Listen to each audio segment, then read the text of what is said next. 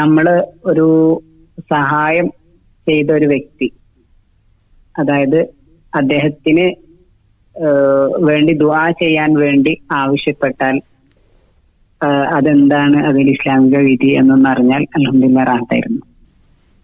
സഹായിക്കുന്നവർ, ദാനം ചെയ്യുന്നവർ സഹായിക്കേണ്ടത് അള്ളാഹുവിൻ്റെ പ്രീതിയെ കാക്ഷിച്ചുകൊണ്ട് തന്നെയാണ്. അള്ളാഹുവിൻ്റെ പൊരുത്തവും അള്ളാഹുവിൻ്റെ സ്വർഗവും ഇതൊക്കെ കാക്ഷിച്ചാണ് സഹായിക്കേണ്ടത്, നൽകേണ്ടത്. എന്നാൽ ഒരു വ്യക്തി സഹായിക്കുന്ന സമയത്ത് നിങ്ങൾ എനിക്ക് വേണ്ടി ദുആ ചെയ്യണേ എന്ന് പറഞ്ഞാൽ അതൊരു നിഷിദ്ധമൊന്നുമല്ല, അങ്ങനെ ദുആ ചെയ്യാൻ ആവശ്യപ്പെടുക എന്നുള്ളത്. നബി സല്ലല്ലാഹു അലൈഹി വസല്ലം തങ്ങളോട് അങ്ങനെ ചില സന്ദർഭങ്ങളിൽ നിങ്ങൾ അള്ളാഹുവിനോട് ഞങ്ങൾക്ക് വേണ്ടി ദുആ ചെയ്യണേ എന്ന് ആവശ്യപ്പെട്ടിട്ടുണ്ട്. ഭൗതികമായിട്ട് എന്തെങ്കിലും ലാഭങ്ങളോ താല്പര്യങ്ങളോ അല്ലല്ലോ. ശരിയാണ്, അങ്ങനത്തെ സന്ദർഭങ്ങളിലാണ് എങ്കിൽ ലാ നുരീദു മിൻകും ജസാഅൻ വലാ ശുകൂറ, നിങ്ങളിൽ നിന്നൊരു പ്രതിഫലമോ നന്ദിയോ നമ്മൾ ഉദ്ദേശിക്കുന്നില്ല എന്നുള്ളതാണ് ഒരു പുണ്യാളന്മാരുടെ ലക്ഷണം. അതേസമയം അള്ളാഹിനോട് ഞങ്ങൾക്ക് വേണ്ടി ദുആ ചെയ്യണമെന്ന് ആവശ്യപ്പെടുന്നത് ആ ഗണത്തിൽപ്പെടുന്നൊരു വിഷയമല്ല. പിന്നെ ചിലർ അങ്ങനെ ദുആ ചെയ്യാൻ ആവശ്യപ്പെടുന്നത്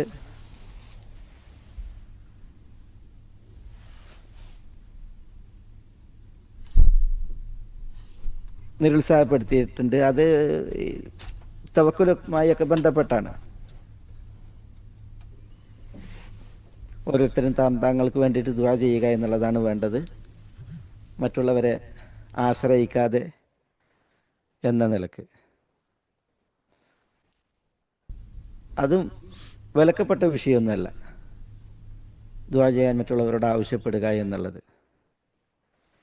ആരോടാണ് ആവശ്യപ്പെടുന്നത്? അയാൾ ഒരു പൊങ്ങച്ചക്കാരനും താൻ ഭാവിയും ആകൂല്ല എന്നുണ്ടെങ്കിൽ ഒരാളോട് ദുആ ചെയ്യാൻ ആവശ്യപ്പെടുന്നത് ഒരിക്കലും ഒരു വിശ്വാസത്തെ ഹനിക്കുന്നതോ ഈമാനിനെ കുറക്കുന്നതോ തവക്കുലിൽ ഭംഗം വരുന്നതുമായ വിഷയമല്ല.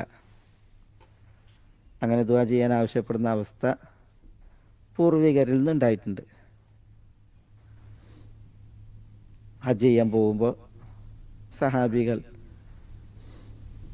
ഞങ്ങൾക്ക് വേണ്ടി ദുആ ചെയ്യണമെന്ന് ആവശ്യപ്പെട്ട് യാത്രയാക്കിയൊക്കെ ചരിത്രം കാണാം.